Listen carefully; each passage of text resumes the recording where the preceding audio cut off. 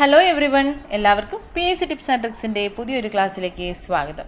നമ്മുടെ new SRT സീരീസിലെ അടുത്തൊരു ക്ലാസ്സാണ്. ഇന്ന് നമ്മൾ 7th സ്റ്റാൻഡേർഡിലെ അടിസ്ഥാന ശാസ്ത്രം ഭാഗം 1 എന്ന ഈ ഒരു ടെക്സ്റ്റാണ് എടുത്തിട്ടുള്ളത്. നമ്മൾ കഴിഞ്ഞ 2 ദിവസങ്ങളായിട്ട് ഇതിലെ ആദ്യത്തെ 2 ചാപ്റ്റേഴ്സും പഠിച്ചു കഴിഞ്ഞിട്ടുണ്ട്. ഇന്ന് നമ്മൾ 3ാമത്തെ അധ്യായത്തിലേക്ക് കടക്കുകയാണ്. വൈദ്യുതിയുടെ ലോകം എന്ന ഈ ഒരു അധ്യായമാണ് നമ്മൾ ഇന്ന് പഠിക്കാൻ പോകുന്നത്. അധ്യായം 3, വൈദ്യുതിയുടെ ലോകം. ആദ്യം ഇവിടെ ഒരു സന്ദർഭം നൽകിയിട്ടുണ്ട്. അപ്പോൾ മുത്തശ്ശൻ പറയാണ്, അയ്യോ കറണ്ട് പോയി, ഒന്നും കാണുന്നില്ലല്ലോ. അപ്പോൾ എമർജൻസി ലാമ്പ് ഉണ്ടല്ലോ, അത് ഓൺ ചെയ്താൽ പോരെ മുത്തച്ഛ എന്ന് ചോദിക്കുന്നുണ്ട്. അപ്പോൾ ഈ ഒരു സന്ദർഭം എന്ന് പറയുന്നത്, ഇപ്പോൾ നമ്മുടെ വീടുകളിലൊക്കെ കറണ്ട് പോകുന്ന സമയത്ത്, സാധാരണയായി രാത്രി വൈദ്യുതി ഇല്ലാതെയാകുന്ന സമയത്ത് വെളിച്ചം ലഭിക്കുന്നതിനായിട്ട് നമ്മൾ എന്താ ചെയ്യുക? മെഴുകുതിരി കത്തിക്കും, അല്ലെങ്കിൽ ഈ പറഞ്ഞതുപോലെ എമർജൻസി ലാമ്പുകൾ കത്തിക്കും, മണ്ണെണ്ണ വിളക്കുകൾ പോലെയുള്ള സൗകര്യങ്ങളൊക്കെ ഉപയോഗിച്ച് വെളിച്ചം ഉണ്ടാക്കും. അപ്പോൾ വൈദ്യുതി ഇല്ലാതാകുമ്പോൾ പലരും പല സംവിധാനങ്ങളാണ് ഉപയോഗിക്കുന്നത്. ഇവിടെ പറഞ്ഞതുപോലെയുള്ള വിവിധ സംവിധാനങ്ങൾ നിലവിലുള്ളത് കൊണ്ട് തന്നെ പലരും പല സംവിധാനങ്ങളാണ് ഉപയോഗിക്കുന്നത്. അത്തരമൊരു സംവിധാനമാണ് എമർജൻസി ലാമ്പ് എന്ന് പറയുന്നത്. Emergency lamp. അപ്പോൾ എങ്ങനെയാണ് ഒരു എമർജൻസി ലാമ്പ് തയ്യാറാക്കുന്നത് എന്നാണ് ഇവിടെ ചോദിച്ചിട്ടുള്ളത്, അല്ലെങ്കിൽ അതിനെക്കുറിച്ചാണ് ഒരു പരീക്ഷണം എന്നോണമാണ് പറയുന്നത്. എമർജൻസി ലാമ്പ് ഉണ്ടാക്കുന്നതിനായിട്ട് എന്തെല്ലാം സാധനങ്ങൾ ആവശ്യമാണ്?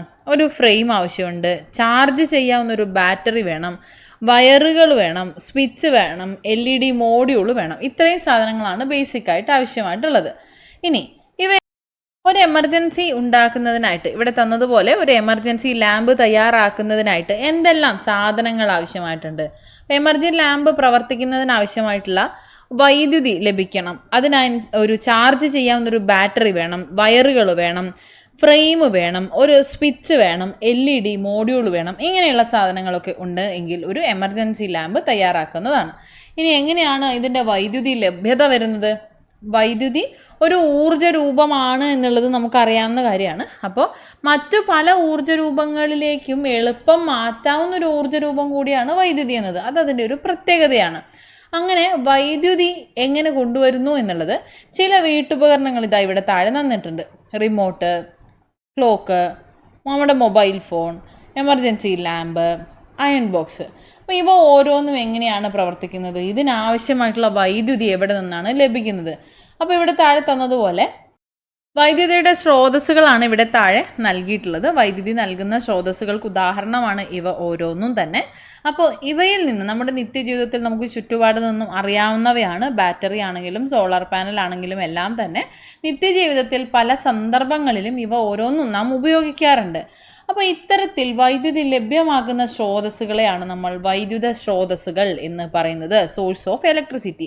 വൈദ്യുത സെല്ലുകൾ, ജനറേറ്റർ, സോളാർ സെല്ലുകൾ തുടങ്ങി വൈദ്യുതി നൽകുന്ന സംവിധാനങ്ങളെയാണ് പൊതുവെ നമ്മൾ വൈദ്യുത സ്രോതസ്സുകൾ എന്ന് പറയുന്നത്.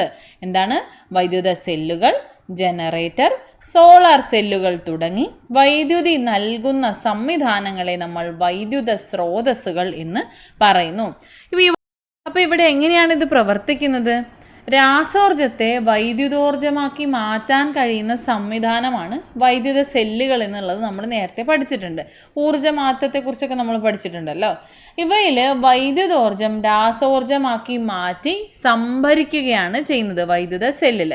ആ സമയത്ത് നാം ഉപയോഗിക്കുന്ന സമയത്ത് രാസോർജ്ജം വൈദ്യുതോർജ്ജമായിട്ട് മാറുന്നു. അപ്പോൾ നമുക്ക് വേഗം കൺവേർട്ട് ചെയ്യാനും പറ്റും, നമുക്ക് നമ്മുടെ ആവശ്യത്തിനനുസരിച്ച് ഉപയോഗിക്കാനും പറ്റും, അപകട സാധ്യതകളൊക്കെ കുറയുകയും ചെയ്യും. അപ്പം ഇങ്ങനെയാണ് ഇത് പ്രവർത്തിക്കുന്നത്.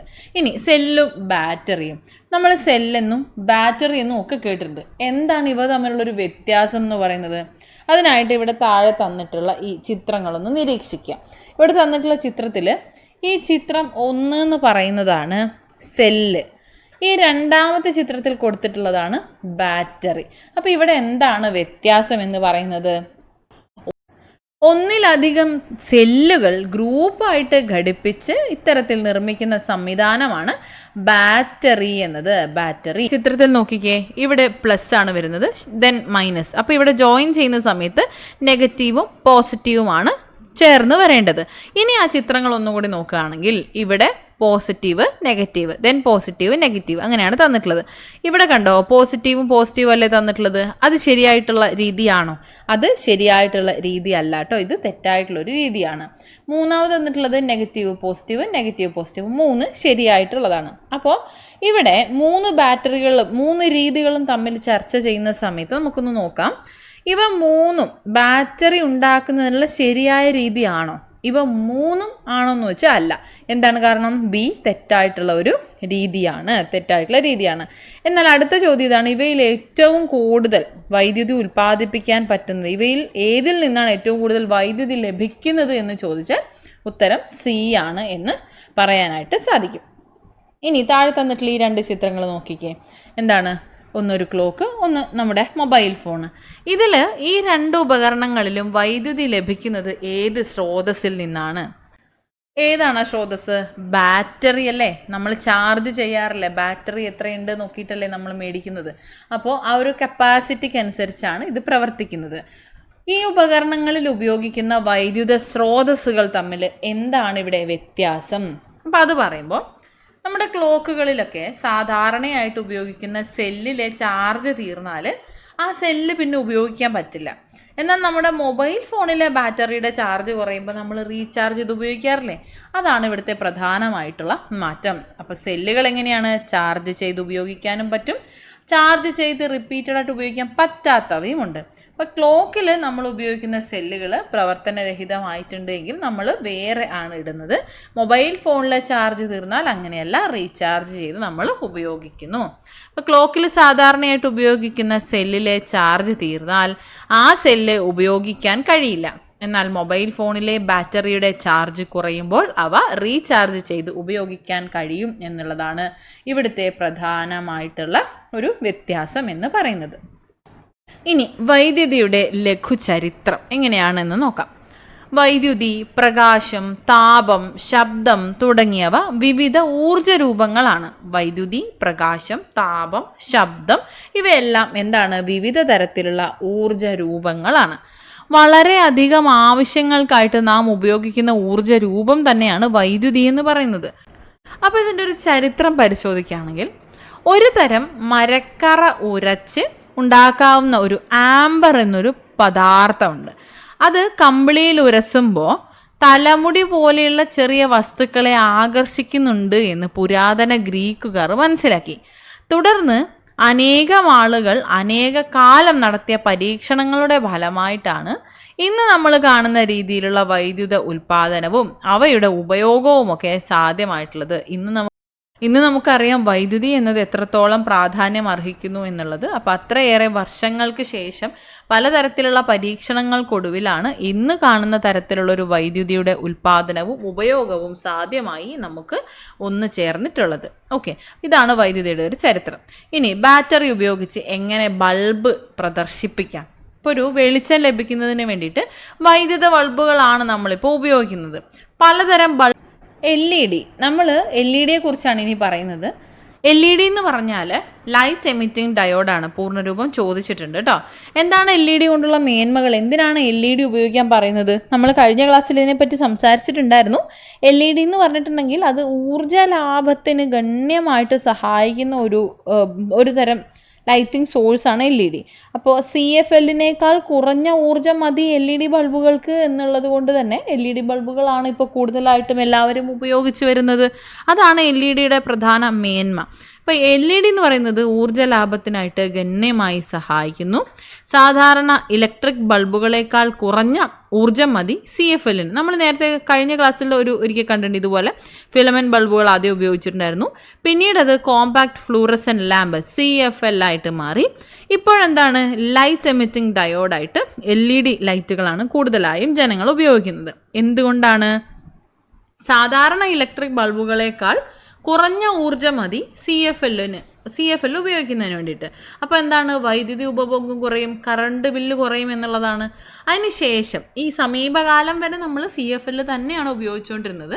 എന്നാൽ ഇന്ന് CFL സാധാരണയായിട്ട് ഉപയോഗിച്ച് കാണുന്നില്ല. CFLനേക്കാൾ ഊർജ്ജം കുറഞ്ഞ ഒരു LED ബൾബുകൾ ഇപ്പോൾ നിലവിലുള്ളത് കൊണ്ട് തന്നെ പുതിയ തലമുറ LED ബൾബുകളും കണ്ടുപിടിച്ചതിനാൽ വൈദ്യുതി ഉപയോഗം അത്രത്തോളം കുറയും. അപ്പോൾ വൈദ്യുതി ഉപഭോഗം കുറയുന്നതിനനുസരിച്ച് ആ ഒരു കറണ്ട് ബില്ലിൻ്റെ നിരക്ക് ലാഭം വരികയും അത് ജനങ്ങൾക്ക് സഹായകമാവുകയും ചെയ്തു. അപ്പോൾ ഇവിടെ LED ബൾബ് എന്ന് പറയുമ്പോൾ ഒന്നിലധികം LED ബൾബുകൾ ഒരു സ്ട്രിപ്പിൽ ക്രമീകരിച്ച സംവിധാനത്തെയാണ് നമ്മൾ LED മോഡ്യൂൾ എന്ന് പറയുന്നത്. എന്താണ് LED മോഡ്യൂൾ? ഒന്നിലധികം LED ബൾബുകൾ ഒരു സ്ട്രിപ്പിൽ ക്രമീകരിച്ച സംവിധാനത്തെയാണ് നമ്മൾ LED മോഡ്യൂൾ എന്ന് പറയുന്നത്. ഇതെവിടെ കണ്ടില്ലേ? ഇതാണ് കേട്ടോ ഉദാഹരണമായിട്ട് പറഞ്ഞിട്ടുള്ളത്. ഇവിടെ താഴെ തന്നിട്ടുള്ളത് എങ്ങനെ ഒരു വൈദ്യുത സർക്യൂട്ട് തയ്യാറാക്കാം എന്നുള്ളതാണ്. ഒരു LED മോഡ്യൂള്, 9 വോൾട്ടിൻ്റെ ബാറ്ററി, ഒരു കണക്റ്റിംഗ് വയർ, കണക്ടർ ഇവ ഉപയോഗിച്ചുകൊണ്ട് എങ്ങനെ ഈ ഒരു LED മോഡ്യൂൾ പ്രകാശിപ്പിക്കാം എന്നാണ് തന്നിട്ടുള്ളത്. അപ്പോൾ ഇവിടെ നിന്ന് എന്താണ് വൈദ്യുത സർക്യൂട്ട് എന്നുള്ളത് നമ്മൾ പഠിക്കാൻ പോവാണ്. വൈദ്യുത സർക്യൂട്ട് എന്നാൽ വൈദ്യുത സ്രോതസ്സിൽ നിന്ന് ഉപകരണത്തിലേക്ക് വൈദ്യുതി കടന്നു പോകുന്നതിനുള്ള ക്രമീകരണമാണ്. വൈദ്യുത സ്രോതസ്സിൽ നിന്ന് ഉപകരണത്തിലേക്ക് വൈദ്യുതി കടന്നു പോകുന്നതിനുള്ള ക്രമീകരണമാണ് വൈദ്യുത സർക്യൂട്ട് അഥവാ വൈദ്യുത സർക്യൂട്ട്, ഇലക്ട്രിക് സർക്യൂട്ട് എന്ന് അറിയപ്പെടുന്നത്. ഒരു സർക്യൂട്ടിൽ ചുരുങ്ങിയത് ഒരു വൈദ്യുത സ്രോതസ്, ചാലക കമ്പി, ഒരു വൈദ്യുത ഉപകരണം എന്നിവയായിരിക്കും ഉണ്ടായിരിക്കുന്നത്. അപ്പം എന്താണ് വൈദ്യുത സർക്യൂട്ട് എന്നുള്ളത് മനസ്സിലായല്ലോ. നമുക്ക് അടുത്തേക്ക് പോകാം. ഇവിടെ താഴെ തന്നിട്ടുള്ള ഈ ചിത്രങ്ങളൊക്കെ ഒന്ന് നിരീക്ഷിക്കുകയാണെങ്കിൽ ഇതിൽ മൂന്ന് സർക്യൂട്ടുകളായിട്ട് നമുക്ക് തന്നിട്ടുള്ളത്. ഇതിൽ ഏതിലായിരിക്കും ബൾബ് പ്രകാശിക്കുന്നത്? ഈ 3 എണ്ണം തന്നിട്ടുള്ളതിൽ ഏതിലായിരിക്കും ബൾബ് പ്രകാശിക്കുന്നതെന്നാണ് നിങ്ങൾക്ക് തോന്നുന്നത്? ഇവ 3ഉം തന്നെ കണക്റ്റഡ് അല്ല. ഇവയെല്ലാം തുറന്ന സർക്യൂട്ടുകളാണ്. ഇവയൊന്നും തന്നെ കണക്റ്റഡ് അല്ല. ഈ 3ലും ബൾബ് പ്രകാശിക്കില്ല. അപ്പോൾ എന്താണ് തുറന്ന സർക്യൂട്ടും അതുപോലെ അടഞ്ഞ സർക്യൂട്ടും എന്ന് ചോദിച്ചാൽ, ഒരു സർക്യൂട്ട് പൂർത്തിയായിട്ടുണ്ട് എങ്കിൽ അതിനെയാണ് അടഞ്ഞ സർക്യൂട്ട് അല്ലെങ്കിൽ ക്ലോസ്ഡ് സർക്യൂട്ട് എന്ന് പറയുന്നത്. സർക്യൂട്ട് പൂർത്തിയായിട്ടില്ല എങ്കിൽ അത് തുറന്ന സർക്യൂട്ട് അല്ലെങ്കിൽ ഓപ്പൺ സർക്യൂട്ട് എന്നായിരിക്കും അറിയപ്പെടുന്നത്. അപ്പോൾ ഇവിടെ പൂർത്തിയായിട്ടുണ്ടെങ്കിൽ മാത്രമാണ് വൈദ്യുതി പ്രവഹിച്ച് അവിടെ ഈ ഒരു ബൾബ് പ്രകാശിക്കുകയുള്ളൂ എന്നുള്ളതാണ്. അപ്പോൾ ഇവിടെ എന്താണ്? വൈദ്യുതി കടന്നു പോകണമെങ്കിൽ പൂർത്തിയായിട്ടുണ്ടാവണം. അതായത് അടഞ്ഞ സർക്യൂട്ട് ആയിരിക്കണം. അടഞ്ഞ സർക്യൂട്ട് ആണെങ്കിൽ മാത്രമേ അവിടെ ഉപകരണങ്ങൾ പ്രവർത്തിക്കുകയുള്ളൂ. കാരണം എന്താ? അവിടെ വൈദ്യുതി പ്രവഹിക്കണമെങ്കിൽ അടഞ്ഞ സർക്യൂട്ട് ആയിരിക്കണം. സർക്യൂട്ട് പൂർത്തിയായിട്ടുണ്ടാവണം. ഇനി ഇവിടെ താഴെ തന്നിട്ടുള്ള ചിത്രങ്ങൾ നോക്കിക്കേ. ഇവിടെ നിങ്ങൾക്ക് കുറച്ചും കൂടെ ക്ലിയർ ആയിട്ട് അത് മനസ്സിലാകും. കാരണം എന്താ? ഇവിടെ കണ്ടോ, ഈ തന്നിട്ടുള്ളതിൽ ഇവിടെ വൈദ്യുതി സർക്യൂട്ട് തുറന്നതാണോ അടഞ്ഞതാണോ? ഇവിടെ തുറന്നാണ് ഉള്ളത്. അപ്പോൾ ഇതുകൊണ്ട് എന്താണ് ഇവിടെ ഈ ചിഹ്നം തന്നിട്ടുണ്ട്. എന്താണ്? ഇവിടെ ബൾബ് പ്രകാശിക്കില്ല. സർക്യൂട്ട് 1ൽ ബൾബ് പ്രകാശിക്കില്ല. സർക്യൂട്ട് 2ൽ മാത്രമായിരിക്കും പ്രകാശിക്കുന്നുണ്ടാവുക. ഇനി നമ്മളിപ്പോൾ ഒരു റൂമിലിരിക്കുകയാണ്. നമുക്ക് ആവശ്യത്തിന് ലൈറ്റും ഫാനും ഒക്കെ ഇടണമെങ്കിൽ നമ്മൾ ഇടുന്നുണ്ട്. അതിനുശേഷം നമ്മൾ റൂമിൽ നിന്ന് പുറത്ത് പോകുന്ന സമയത്ത് അത് ഓഫാക്കില്ലേ? അപ്പോൾ എങ്ങനെയാണ് ആ ഒരു ബൾബ് പ്രകാശിപ്പിക്കുകയും പ്രകാശം വേണ്ട ഓഫാക്കുകയും ചെയ്യുന്നത്? അതിന് നമുക്ക് അവിടെ ഒരു ഉപകരണം ആവശ്യമാണ്. എന്താണത്? സ്വിച്ചുകളാണ്. സ്വിച്ചുകൾ. എന്താണ് സ്വിച്ച് എന്ന് പറയുന്നത്? ഇവിടെ ഈ ഒരു സർക്യൂട്ട് നോക്കുകയാണെങ്കിൽ നിങ്ങൾക്ക് അറിയാം, വൈദ്യുതി ഇവിടെ പ്രവഹിക്കുന്നതിനായിട്ടും ബൾബ് പ്രകാശിക്കുന്നതിനായിട്ടുള്ള ഒരു സർക്യൂട്ട് തയ്യാറാക്കിയിട്ടുണ്ട്. ഇവിടെ ഒരു സ്വിച്ച് തന്നിട്ടുണ്ട്. ഈ സ്വിച്ച് ഓൺ ചെയ്യുകയും ഓഫ് ചെയ്യുകയും ചെയ്യുമ്പോൾ വൈദ്യുതിയുടെ ആ ഒരു പ്രവാഹം തുടരുകയും അല്ലെങ്കിൽ നിർത്തുകയും ചെയ്യുന്ന സാഹചര്യം ഉണ്ടാകും. അതായത് അടഞ്ഞ സർക്യൂട്ടാക്കാനും ശേഷം അത് തുടർന്നതാക്കാനും സ്വിച്ച് എന്നൊരു ഉപകരണം നമ്മെ സഹായിക്കുന്നു. അപ്പോൾ എന്താണ് സ്വിച്ച്? ആവശ്യമുള്ളപ്പോൾ സർക്യൂട്ട് അടഞ്ഞതോ അല്ലെങ്കിൽ തുറന്നതോ ആക്കി മാറ്റാനുള്ള ഉപകരണമാണ് സ്വിച്ച് എന്ന് പറയുന്നത്. ഈ സ്വിച്ച് ഓൺ ആക്കുന്ന സമയത്ത് സർക്യൂട്ട് അടഞ്ഞതാകുന്നു. സ്വിച്ച് ഓഫ് ആക്കുന്ന സമയത്ത് സർക്യൂട്ട് തുറന്നതാകുന്നു. വാക്കുകൾ വെച്ച് കൺഫ്യൂഷൻ വരുന്നുണ്ടെന്നുണ്ടെങ്കിൽ അതൊന്ന് എന്താണ് എന്ന് കുറച്ചും കൂടെ ഒന്ന് ചിന്തിച്ചാൽ മതി കേട്ടോ. അടഞ്ഞതാണെന്ന് പറയുമ്പോൾ അവിടെ കണക്ഷൻ കിട്ടുകയാണ്. കണക്ഷൻ കിട്ടുമ്പോഴാണ് ബൾബ് പ്രകാശിക്കുന്നത്. അപ്പോൾ സ്വിച്ച് ഓൺ ചെയ്യുമ്പോഴാണ് സർക്യൂട്ട് പൂർണ്ണമാകുന്നത്. പൂർണ്ണമായിട്ടുള്ള സർക്യൂട്ടിനെയാണ് നമ്മൾ അടഞ്ഞ സർക്യൂട്ട് എന്ന് പറയുന്നത്. ക്ലിയർ അല്ലേ? ഓക്കെ. അപ്പോൾ ഈ സ്വിച്ചുകൾ എന്ന് പറയുന്നത് വിവിധ തരത്തിലുണ്ട്. അതായത് നമ്മുടെ വിവിധ ആവശ്യങ്ങൾക്കായിട്ട് നമ്മുടെ വീടുകളിലൊക്കെ ഉപയോഗിക്കുന്നത് കണ്ടിട്ടില്ലേ? ഇത്തരത്തിലുള്ള വിവിധ തരം സ്വിച്ചുകളുണ്ട്. നമ്മുടേതായിട്ടുള്ള പല സന്ദർഭങ്ങളിൽ നമ്മൾ അതിനനുസരിച്ചുള്ള സ്വിച്ചുകളായിരിക്കും ഉപയോഗിക്കുന്നുണ്ടാവുക. ഇപ്പോൾ തന്നിട്ടുള്ള നോക്കിക്കേ, സാധാരണ സ്വിച്ച് ഉണ്ട്. ശേഷം എന്താ 2 വേ സ്വിച്ച് കാണാം, ബെൽ സ്വിച്ച് കാണാം, അതിനുശേഷം push button switch, sliding switch, main switch, അങ്ങനെ വ്യത്യസ്ത തരത്തിലുള്ള സ്വിച്ചുകളും നമുക്ക് ഉണ്ട്. ഇനി ഇത്തരത്തിൽ സ്വിച്ച് ഓൺ ചെയ്യുന്ന സമയത്താണ് നമ്മൾ നിർമ്മിച്ചിട്ടുള്ള ഒരു സർക്യൂട്ടിൽ വൈദ്യുതി ബാറ്ററിയിൽ നിന്ന് ബൾബിലേക്ക് എത്തുന്നത്. ഈ ബാറ്ററിയിൽ നിന്ന് വൈദ്യുതി ബൾബിലേക്ക് എത്തുന്നത് എന്തിലൂടെയാണ്? അവിടെ എന്തെങ്കിലും ഒരു വസ്തു വേണ്ടേ? അതിലൂടെയല്ലേ കടന്നു പോകുന്നത്. അപ്പോൾ വൈദ്യുതി കടത്തിവിടുമ്പോൾ വൈദ്യുതി കടന്നു പോകുന്ന തരത്തിലുള്ളൊരു വസ്തു ആയിരിക്കണം അതിൻ്റെ നടുക്കുള്ളത് അല്ലേ. അപ്പോൾ വൈദ്യുതി കടത്തിവിടുന്നതും കടത്തിവിടാത്തതുമായിട്ടുള്ള വസ്തുക്കളുണ്ട് എന്നുള്ളത് നമ്മളിവിടെ തിരിച്ചറിയണം. അപ്പം അതിന് അനുയോജ്യമായിട്ടുള്ളൊരു ഉദാഹരണമാണ് ഇവിടെ തന്നിട്ടുള്ളത്. ഒരു പരീക്ഷണം പോലെ ഈ ഒരു ക്ലാസ് നേരത്തെ ചെയ്തു പോയിട്ടുണ്ടായിരുന്നു, പക്ഷെ ചെറിയൊരു ഓഡിയോ മിസ്സിങ് ഉണ്ടായിരുന്നു. അതുകൊണ്ട് നമ്മളിത് രണ്ടാമത് ചെയ്യുന്നതാണ്. അതുകൊണ്ടാട്ടോ ഇതെല്ലാം മാർക്ഡ് ആയിട്ടിരിക്കുന്നത്. അപ്പോൾ അത് കാര്യമാക്കണ്ട, നമുക്ക് പഠിക്കാം. ഓക്കെ, അപ്പോൾ പരീക്ഷണം എന്താണ്? പരീക്ഷണം ഇവിടെ 9 വോൾട്ട് ബാറ്ററി, ദെൻ ഒരു ചാലക കമ്പി, ഒരു LED മോഡ്യൂൾ. LED മോഡ്യൂൾ എന്താണെന്നറിയാലോ, നമ്മൾ നേരത്തെ പഠിച്ചതാണ്. ഇപ്പോൾ ഇതെല്ലാം എടുത്തുകൊണ്ട് നമ്മളിവിടെ ചിത്രത്തിൽ തന്നിട്ടുള്ളതുപോലെ ഒരു സർക്യൂട്ട് നമ്മൾ തയ്യാറാക്കുന്നു. അപ്പോൾ അതിനായിട്ട് ഈ ഒരു LED മോഡ്യൂൾ നമ്മൾ പ്രകാശിപ്പിക്കണം. അപ്പോൾ ഇവിടെ A ആയിട്ടും B ആയിട്ടും അടയാളപ്പെടുത്തിയിട്ടുള്ള അഗ്രങ്ങൾ, A B എന്നിങ്ങനെ അടയാളപ്പെടുത്തിയിട്ടുള്ള അഗ്രങ്ങൾ പരസ്പരം യോജിപ്പിക്കുക. അപ്പോൾ ഇനി ഇവിടെ പരീക്ഷണത്തിലേക്ക് നമ്മൾ കിടക്കുകയാണ്. അപ്പോൾ എങ്ങനെയാണ്, ഏതെല്ലാം പദാർത്ഥങ്ങൾ വെച്ചാലാണ് ഈ ഒരു ലൈറ്റ് പ്രകാശിക്കുന്നത് എന്നുള്ളതാണ് നമ്മൾ നോക്കുന്നത്. അപ്പോൾ ഇവിടെ തന്നിട്ടുള്ളത് സേഫ്റ്റി പിൻ, മരക്കഷ്ണം, കടലാസ്, സ്റ്റീൽ സ്കെയിൽ, കരിക്കട്ട, പെൻസിൽ, ഗ്രാഫൈറ്റ്, പ്ലാസ്റ്റിക് വള, ലോഹവള, നനഞ്ഞ കടലാസ്, ചെമ്പുകമ്പി. ഇത്രയും പദാർത്ഥങ്ങളാണ് നമുക്ക് ആവശ്യമായിട്ടുള്ളത്. ഇത് ഓരോന്നും നമ്മളിവിടെ റീപ്ലേസ് ചെയ്യണം. ആ സമയത്ത് ഇതിൽ ഏതാണ് പ്രകാശിക്കുന്നത്, അതായത് വൈദ്യുതി കടത്തിവിടുന്ന ഉപകരണം ഇതിലേത് എന്നുള്ളതാണ് ചോദിച്ചിട്ടുള്ളത്. അതായത് ചാലക വസ്തുക്കൾ, വൈദ്യുതി കടത്തിവിടുന്നവയെ നമ്മൾ ചാലകങ്ങൾ എന്നാണല്ലോ പറയുന്നത്. പഠിക്കാനുണ്ട് കേട്ടോ, നോക്കാം. അപ്പോൾ ഇവിടെ ഇവ ഓരോന്നും മാറ്റി മാറ്റി റീപ്ലേസ് ചെയ്തുകൊണ്ട് നമ്മൾ നോക്കുകയാണ് ഏതിലൂടെയാണ് പ്രകാശം കടത്തിവിടുന്നത്, ഏതാണ് പ്രകാശം കടത്തിവിടാത്തത്. പ്രകാശമല്ല, വൈദ്യുതി കടന്നുപോയി പ്രകാശിക്കുന്നത് ഏത് വസ്തുവിലൂടെയാണ് എന്ന് നോക്കുന്നു. അപ്പോൾ ആദ്യം കടലാസിലൂടെ വൈദ്യുതി കടന്നു പോകുമോ? ഇല്ല, കടലാസിലൂടെ വൈദ്യുതി കടന്നു പോകില്ല.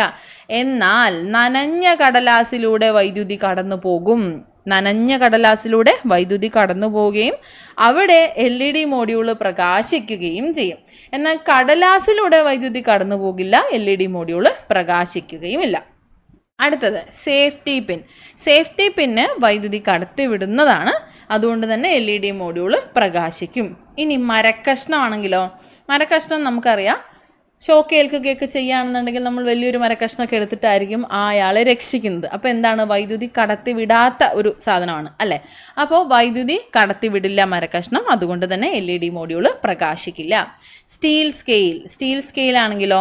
സ്റ്റീൽ സ്കെയിലിലൂടെ വൈദ്യുതി കടന്നു പോകും കേട്ടോ. വൈദ്യുതി കടന്നു പോകും, അതുകൊണ്ട് തന്നെ LED മോഡ്യൂൾ പ്രകാശിക്കും.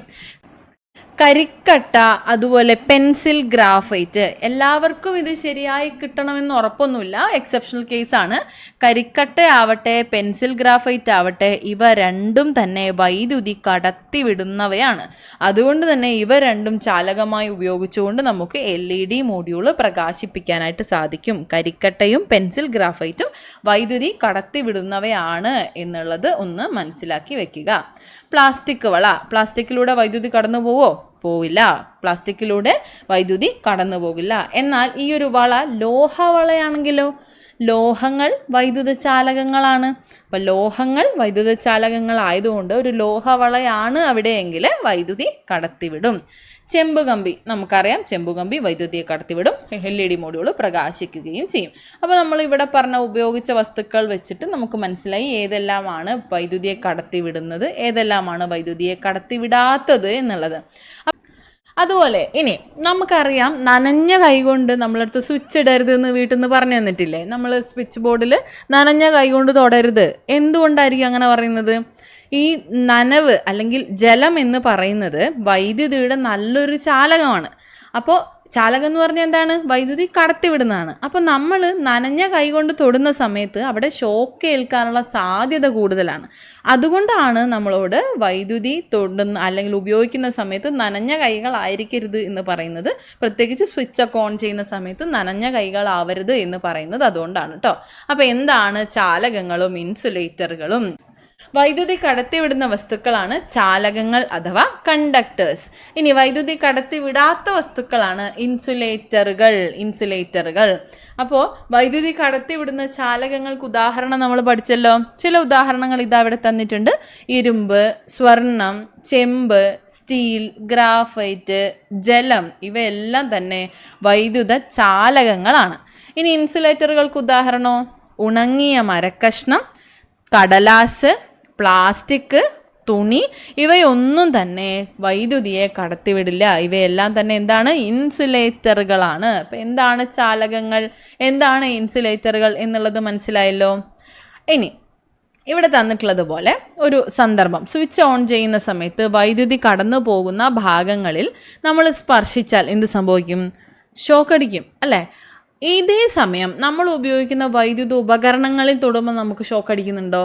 അതായത് നമ്മൾ തൊടുന്ന ഭാഗങ്ങൾ നിർമ്മിച്ചിട്ടുള്ളത് ഇൻസുലേറ്ററുകൾ കൊണ്ടാണ്. ഓക്കെ, അപ്പോൾ ഇവിടെ തന്നിട്ടുണ്ട് 2 ബോക്സുകളായിട്ട് ചാലകങ്ങൾ ഉപയോഗിക്കുന്ന സന്ദർഭവും ഇൻസുലേറ്ററുകൾ ഉപയോഗിക്കുന്ന സന്ദർഭവും.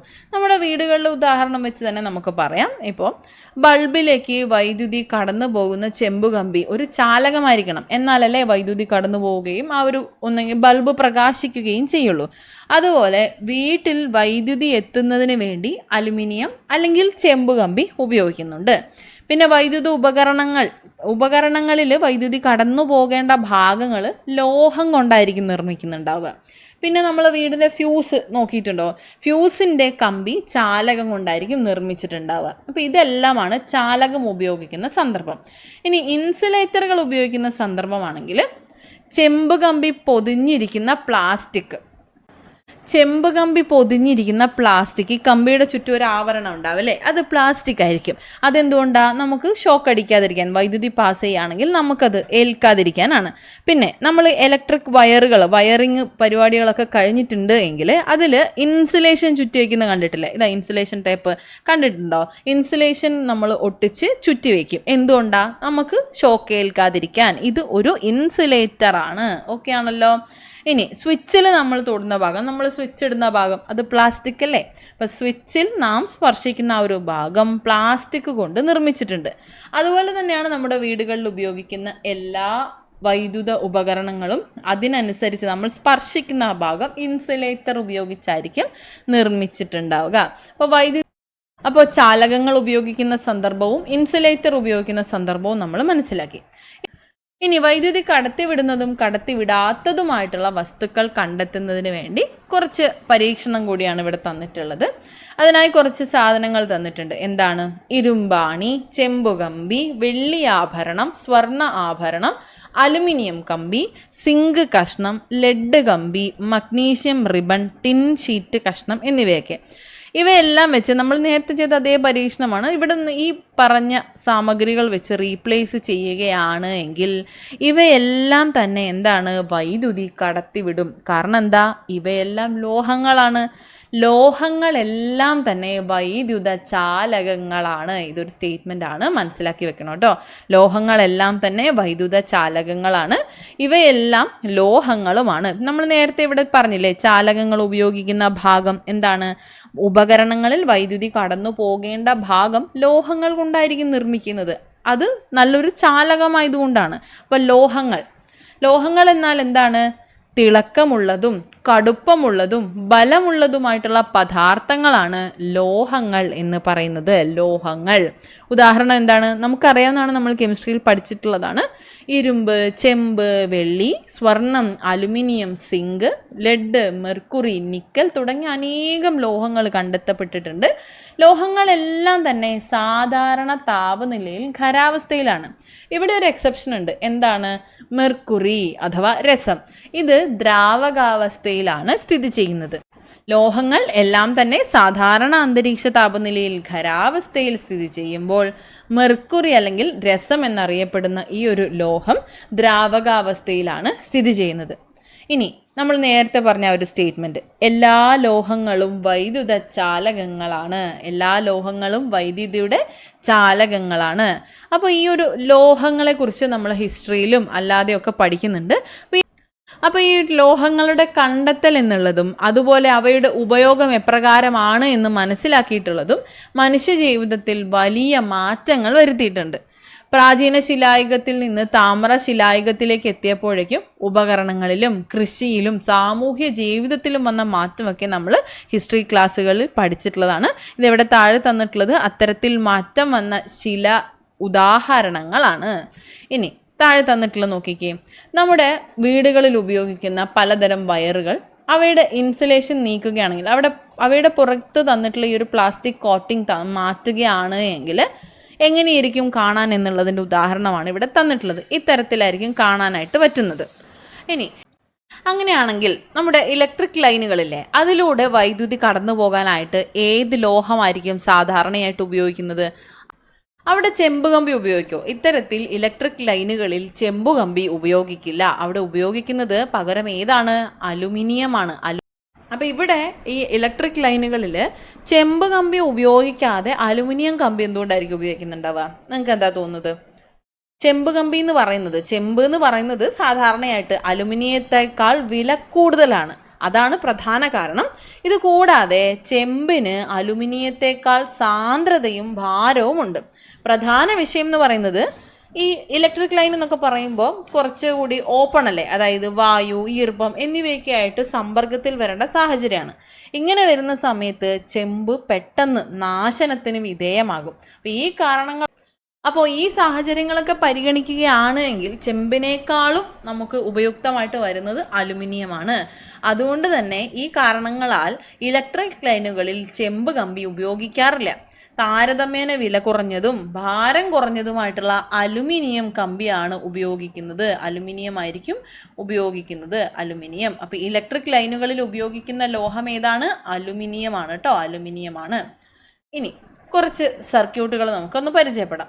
ഇവിടെ തന്നിട്ടുള്ള ഈ വസ്തുക്കളൊന്ന് നോക്കിക്കേ. ഈ വസ്തുക്കൾ തന്നിട്ട് ഇവിടെ ഒരു പരീക്ഷണമാണ് കേട്ടോ, ഒരു സർക്യൂട്ട് തയ്യാറാക്കുന്നതിനുള്ള പരീക്ഷണം. അപ്പോൾ ഈ തന്നിട്ടുള്ള വസ്തുക്കൾ ഉപയോഗിച്ചുകൊണ്ട് ഇവിടെ തന്നിട്ടുള്ളതുപോലെ ഒരു കാർഡ് ബോർഡിൽ ഈ ഒരു സംവിധാനം നമ്മൾ തയ്യാറാക്കാൻ പോവാണ്. അപ്പോൾ ഈ സർക്യൂട്ട് എങ്ങനെയാണ് തയ്യാറാക്കുന്നത് എന്നാണ് ഇവിടെ തന്നിട്ടുള്ളത്. ആ ഒരു കാർഡ്ബോർഡിൻ്റെ അടിഭാഗത്തുള്ള സംവിധാനമാണ് ഇപ്രകാരമുള്ളത്.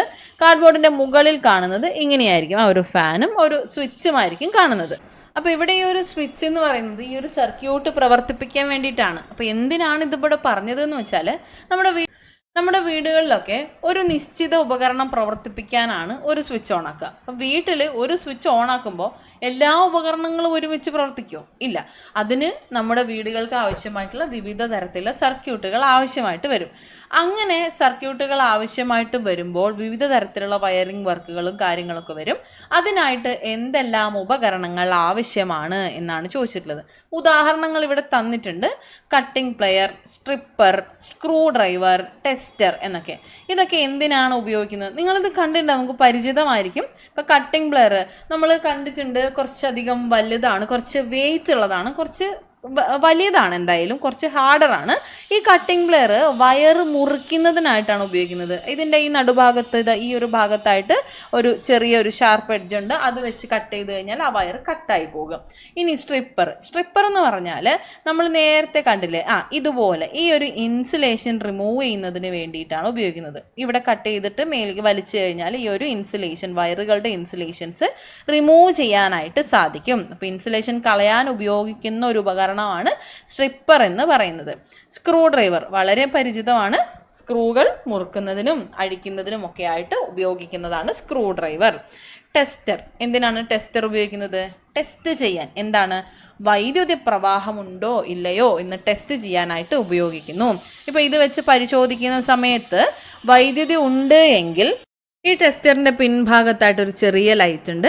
വൈദ്യുതി ഉണ്ട് എങ്കിൽ ആ ഒരു ലൈറ്റ് പ്രകാശിക്കും, വൈദ്യുതി ഇല്ല എങ്കിൽ പ്രകാശിക്കില്ല. അങ്ങനെ നമുക്ക് തിരിച്ചറിയാൻ പറ്റും അവിടെ വൈദ്യുത പ്രവാഹമുണ്ടോ ഇല്ലയോ എന്നുള്ളത്. അപ്പോൾ ഇതൊക്കെയാണ് അത്തരത്തിൽ ഉപയോഗിക്കുന്നത്. ഇലക്ട്രീഷ്യന്മാർ ഇതുപോലെ വൈദ്യുത പ്രവാഹമുണ്ടോ ഇല്ലയോ എന്നുള്ളത് മനസ്സിലാക്കാനും ഇലക്ട്രീഷ്യൻ വർക്കുകൾക്കൊക്കെ വേണ്ടിയിട്ട് ഉപയോഗിക്കുന്നത്. ഇനി സിംബൽസ് ആണ്. കുറച്ച് സിംബൽസ് തന്നിട്ടുണ്ട്. എന്തിനാണെന്ന് വെച്ചാൽ വൈദ്യുത സർക്യൂട്ടുകളൊക്കെ തയ്യാറാക്കുന്ന സമയത്ത് ഇത്തരം സിംബൽസ് ആയിരിക്കും ഉപയോഗിക്കുന്നുണ്ടാവുക. അപ്പോൾ വസ്തുക്കളെ സൂചിപ്പിക്കുന്നതിന് വേണ്ടിയിട്ട് ഉപയോഗിക്കുന്നവയാണ് ഇവിടെ തന്നിട്ടുള്ളത്.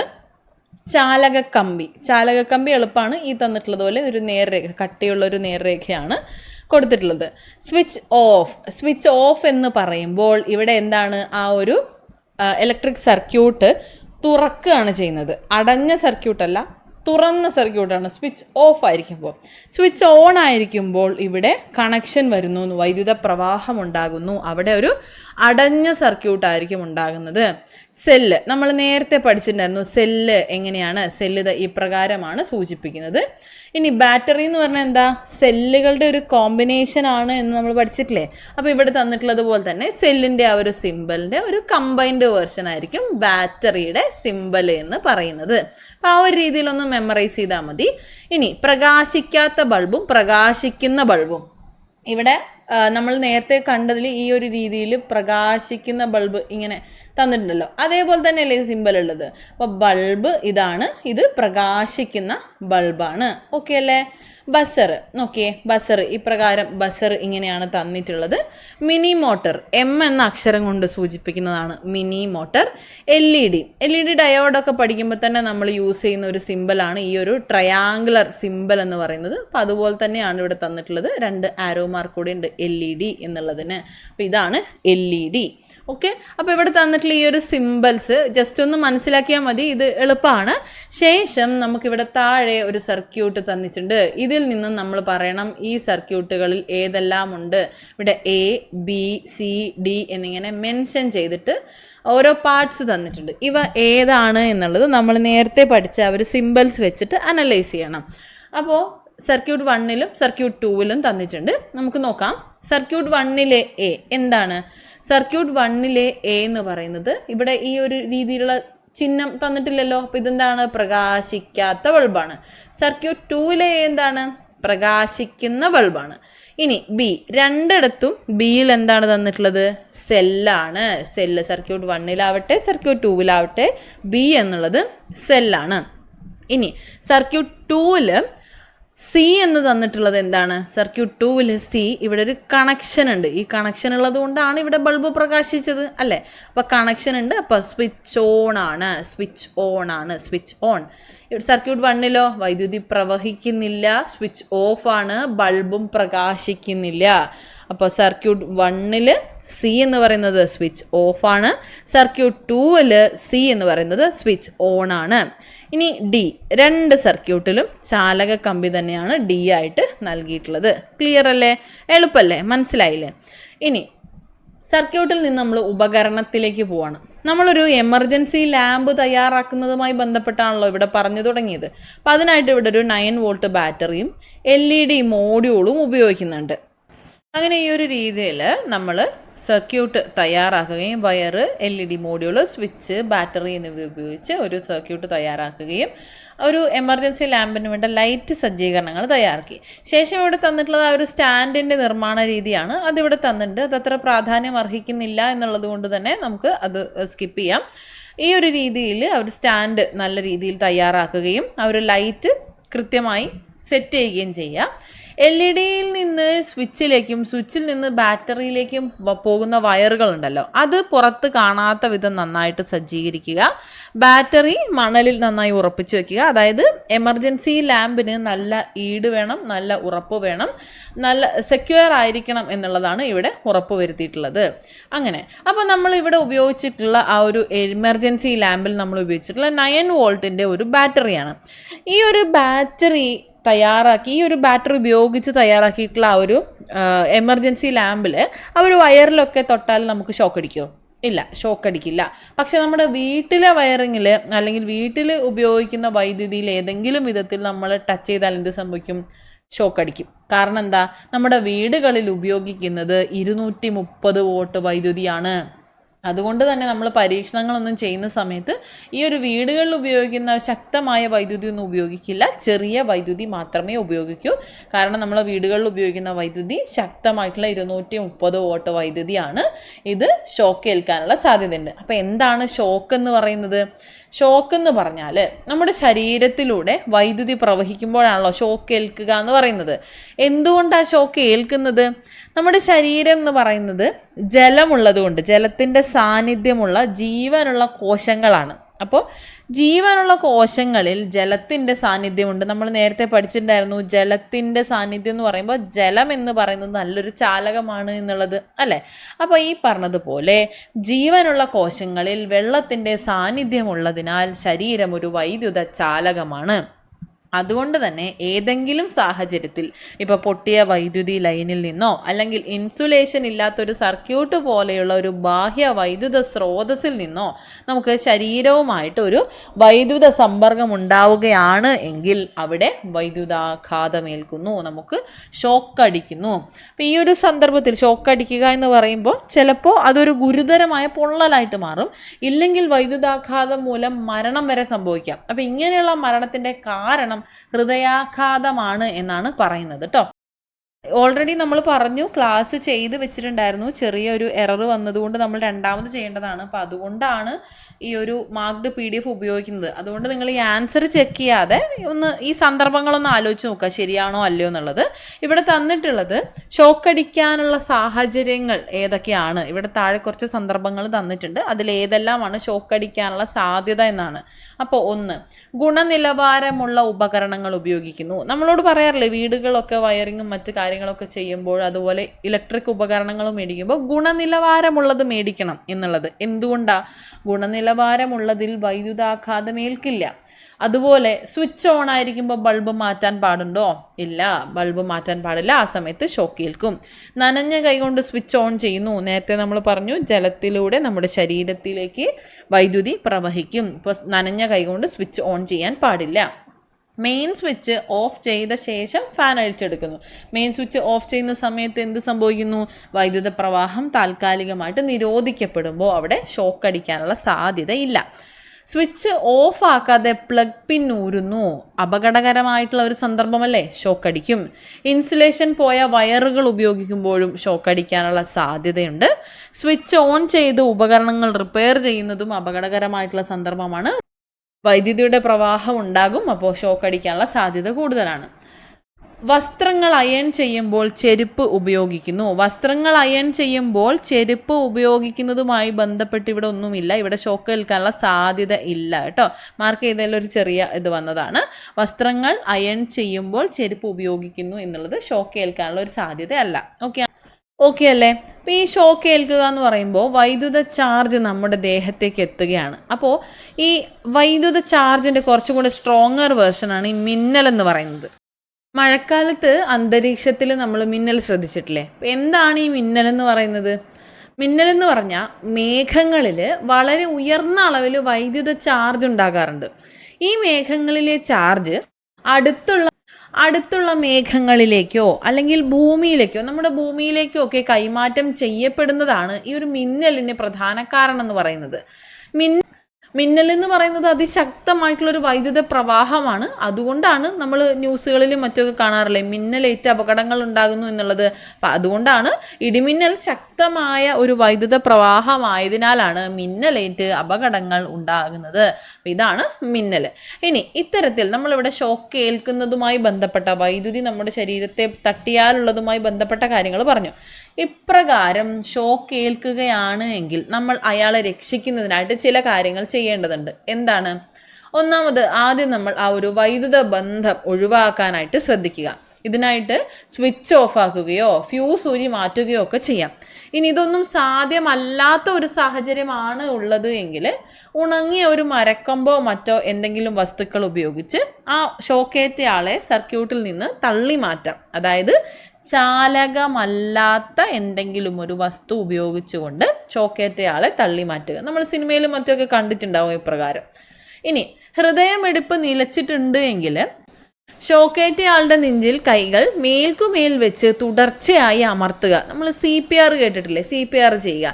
ഹൃദയം പ്രവർത്തിക്കുന്നത് വരെ ഇത് റിപ്പീറ്റ് ചെയ്യുക. ശേഷം ശ്വസിക്കാൻ ബുദ്ധിമുട്ട് തോന്നുകയാണ്, സ്വയം ശ്വസിക്കുന്നില്ല എങ്കിൽ കൃത്രിമമായി ശ്വാസം നൽകുക.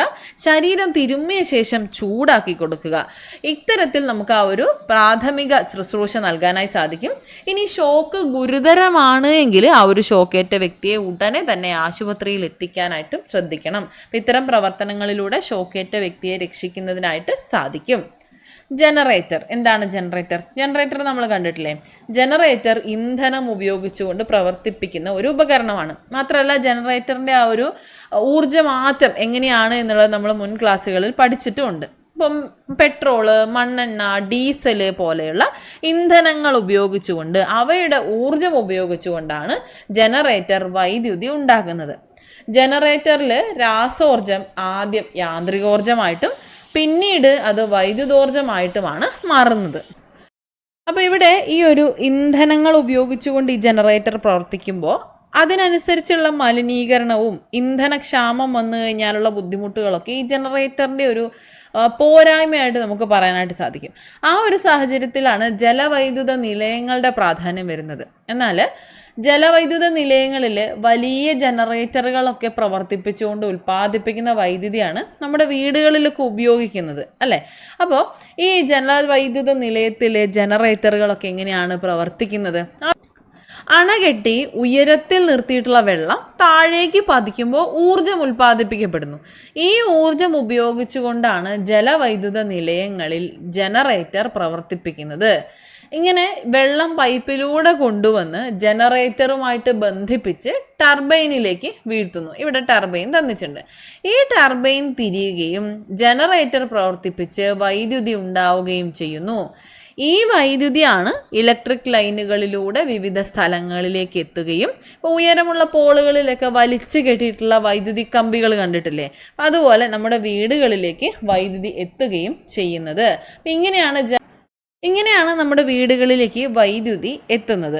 അപ്പോൾ ഇത്തരത്തിൽ ഉൽപ്പാദിപ്പിക്കപ്പെടുന്ന അല്ലെങ്കിൽ കേരളത്തിൽ ഉപയോഗിക്കുന്ന വൈദ്യുതിയുടെ ഭൂരിഭാഗവും ഉൽപ്പാദിപ്പിക്കുന്നത് ഇടുക്കിയിലെ ജലവൈദ്യുത നിലയത്തിലാണ്. ഇടുക്കിയിലെ ജലവൈദ്യുത നിലയത്തിൽ നിന്നുള്ള വൈദ്യുതിയാണ് നമ്മുടെ കേരളത്തിലേക്ക് കൂടുതലായിട്ടും എത്തുന്നത്.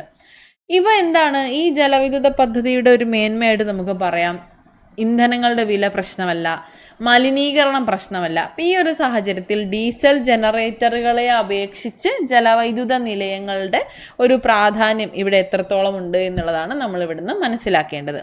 ഇനി നമ്മുടെ ഇന്ത്യയിൽ വൈദ്യുതി ഉൽപ്പാദിപ്പിക്കുന്നതിന് മറ്റു ചില സാധ്യതകൾ കൂടിയുണ്ട്. ഇവിടെ പറഞ്ഞിട്ടുള്ളതുപോലെ താപവൈദ്യുത നിലയം, ആണവോർജ നിലയം, കാറ്റാടിപ്പാടം, സോളാർ, ഇവയൊക്കെ നമുക്ക് എന്താണ്? വൈദ്യുതി ഉൽപ്പാദിപ്പിക്കുന്നതിനുള്ള മാർഗങ്ങളാണ്. അപ്പോൾ ഇവിടെ കൽക്കരി, ഡീസൽ എന്നീ ഇന്ധനങ്ങൾ ഉപയോഗിച്ചുകൊണ്ടും കാറ്റിൻ്റെയും തിരമാലയുടെയും ഒക്കെ ശക്തി ഉപയോഗിച്ചുകൊണ്ടും ആണവോർജം ഉപയോഗിച്ചുകൊണ്ടും ഒക്കെ നമ്മുടെ രാജ്യത്ത് വിവിധ രീതിയിൽ വൈദ്യുതി ഉൽപ്പാദിപ്പിക്കുന്നുണ്ട്. അതുകൂടാതെയാണ് ഈ സോളാർ പാനൽ. സൂര്യനിൽ നിന്നുള്ള ഒരു ഊർജം വൈദ്യുതോർജ്ജമാക്കി മാറ്റുന്നതിനുള്ള സംവിധാനമാണ് ഈ സോളാർ സെല്ലുകൾ എന്ന് പറയുന്നത്. ഒന്നിലധികം സോളാർ സെല്ലുകൾ ചേർത്താണ് ഈ ഒരു സോളാർ പാനൽ തയ്യാറാക്കുന്നത്. നമ്മൾ നേരത്തെ ഒരു ക്ലാസ്സിൽ പഠിച്ചിട്ടുണ്ടായിരുന്നു. ഈ സിയാലിനെ കുറിച്ചൊക്കെ നമ്മൾ പറഞ്ഞത് ഓർമ്മയില്ലേ? Cochin international airport limited. ഇവിടെ സോളാർ പാനലുമായി ചർച്ച വന്ന സമയത്ത് നമ്മളത് പറഞ്ഞിട്ടുള്ളതാണ്. അപ്പോൾ എന്താണ് സോളാർ പാനലുകൾ? ഒന്നിലധികം സോളാർ സെല്ലുകൾ ചേർന്നാണ് സോളാർ പാനൽ.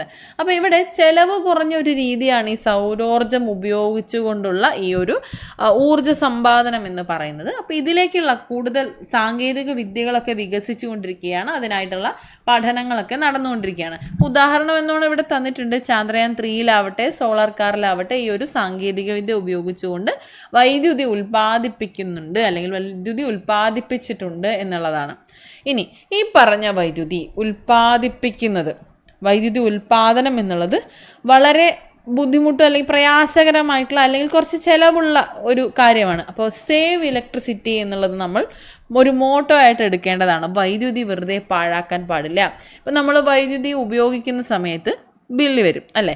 വൈദ്യുതി ഉപഭോഗ ബില്ല് വരുമ്പോൾ നമ്മളിപ്പോൾ കൂടുതലായിട്ടാണ് വൈദ്യുതി ഉപയോഗിക്കുന്നത് എങ്കിൽ കൂടുതൽ വൈദ്യുതി ഉൽപ്പാദിപ്പിക്കേണ്ടി വരില്ലേ?